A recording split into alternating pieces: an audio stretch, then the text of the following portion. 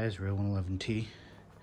I've made a little bit of an addition to my expanded capability cook system. I have another video on that. I'll link it below if you want to go back and watch everything that's in this system. It's all pretty much laid out right here. But basically what I added is I've added the Omnia Oven. Now there's a bajillion videos on YouTube about Omnia ovens. I'm not an expert in Omnia ovens. This is the first time I'm using mine. I got the basic kit. Okay, so basically what we got here, let me set this down.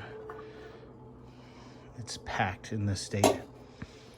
All I got was the kit that is the stainless steel diffusion plate, the sort of bunt pan, and the lid, basically. There's options for having silicone inserts. There's also a grate, which I ordered, but it's not here yet. But I wouldn't use that for what I'm about to cook. Anyway, I'm gonna cook some cornbread. So I've made up my cornbread mix.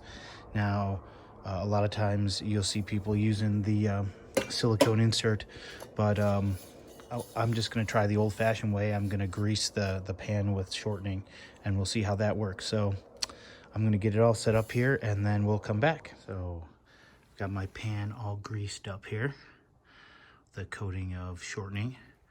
My mix is there, and then I've got this set up with the gas burner, the Bullen gas burner. I've got my Coleman fuel here, Coleman butane. The notch is up, so I'll be getting gas feed out of this can. And I guess what the instructions say is you want to preheat the flame plate. So let me see if I can do this on video.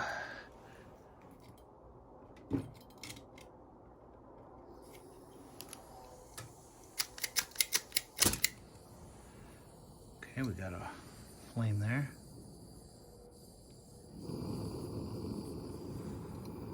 Yeah. So now I'm just gonna, get this thing up.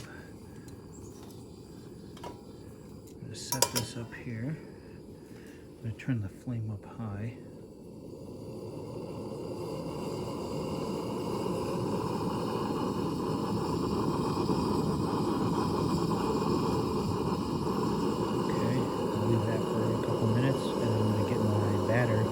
Into my pan. All right, well, I got the batter in there. It's not super pretty, but it's in there. This thing's been heating up. I would typically bake this for 25 to 27 minutes. So I'm gonna put this on here, and then I'm gonna put my lid on. And I'm gonna turn this down.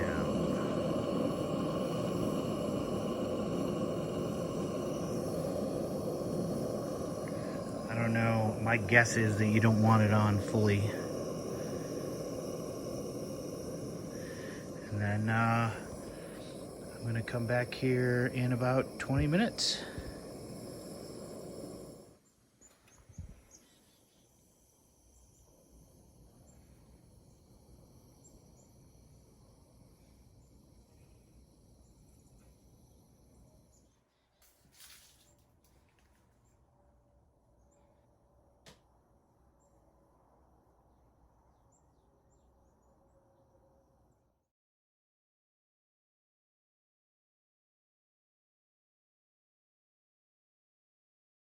All right, so it's been 20 minutes, and let's take a look. Oh, we're making some progress. Like I said, normally the recipe calls for this to be about 27 minutes. So what I found with any sort of camping oven, my Coleman oven especially, is it's really sort of, you have to get in the zone of baking and then just check on it. So I'm gonna, and now that I've gone 20 minutes, I'm gonna check on it every maybe 5 or 6 minutes going forward. So stick with me. I want to show you guys something that's kind of interesting. So I didn't tell you this, but basically I should know better. This butane is getting too cold.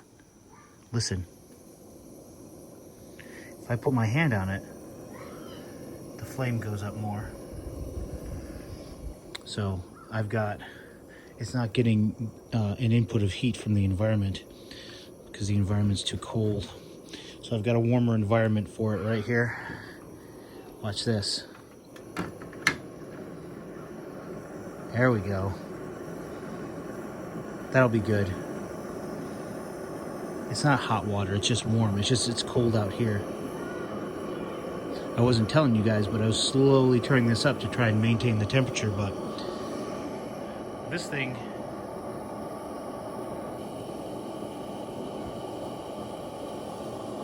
let's see. I don't know how accurate that is, but it's still pretty chilly out, so. Yeah, that's doing much better now. Ooh. I'm gonna put this back where I started it.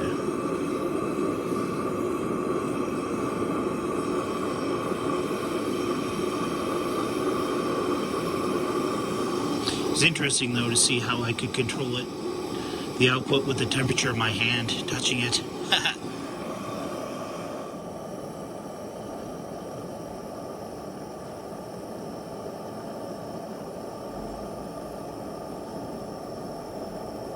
Okay, so I might have gone a little hot. My nose is telling me that I might have gone a little hot. So let's take a look here.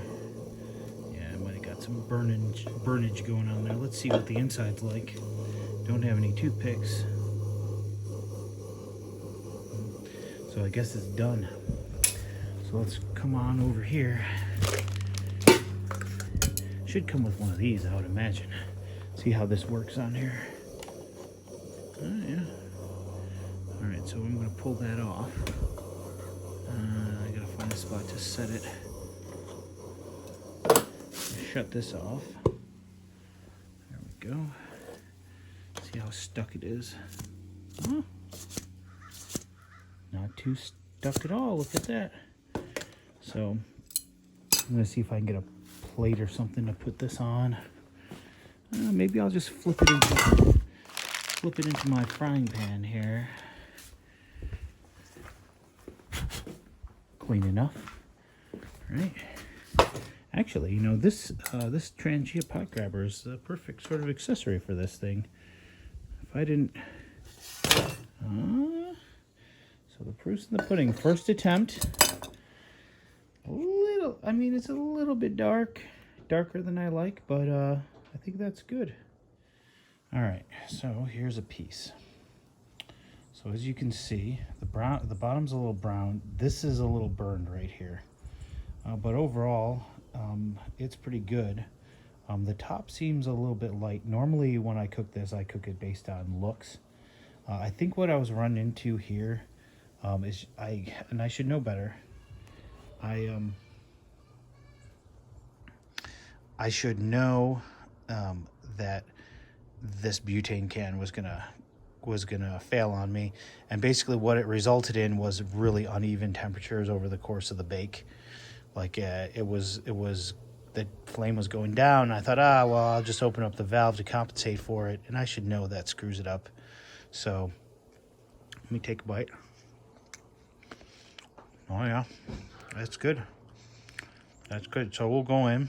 The other thing that was neat about this is we're running low on milk, so I used the dry milk that I've been stockpiling.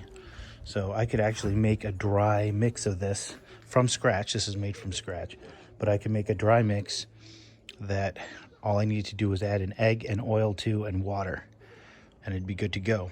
That's basically what this was.